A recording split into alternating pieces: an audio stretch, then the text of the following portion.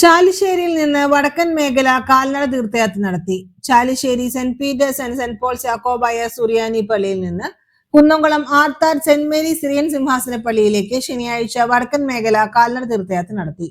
ശനിയാഴ്ച രാവിലെ വികാരി ഫാദർ അബ്രഹാം യാക്കോബ് പോത്തുമണ്ണിൽ കുർബാന അർപ്പിച്ചു. തുടർന്ന് ആശീർവദിച്ച പാത്രിക പതാക trustee C U Shalamon, secretary Titus David എന്നിവർ കൈമാറി. പ്രാർത്ഥനയ്ക്ക് ശേഷം 29ാമത് വടക്കൻ മേഖല തീർത്ഥയാത്ര ആരംഭിച്ചു.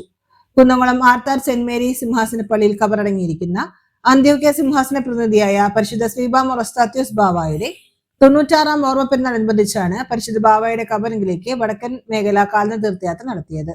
ബാവയുള്ള അപേക്ഷ പ്രാർത്ഥനകൾ ചൊല്ലി നിരവധി വിശ്വാസികൾ കാൽനട യാത്രയിൽ പങ്കെടുത്തു. Kallumpuram, Korattikkara, Akkikavu, Agathiyur, saint George chapel എന്നിവിടങ്ങൾ സ്വീകരിച്ചു.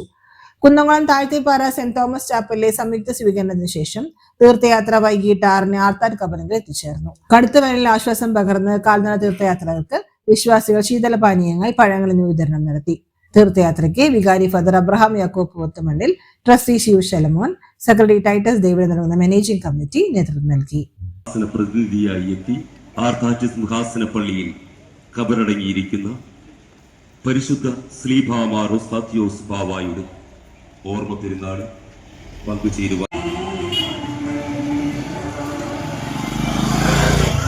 മത സഭാ വ്യത്യാസം കൂടാതെ എല്ലാ വിശ്വാസികളെയും സ്നേഹപൂർവ്വം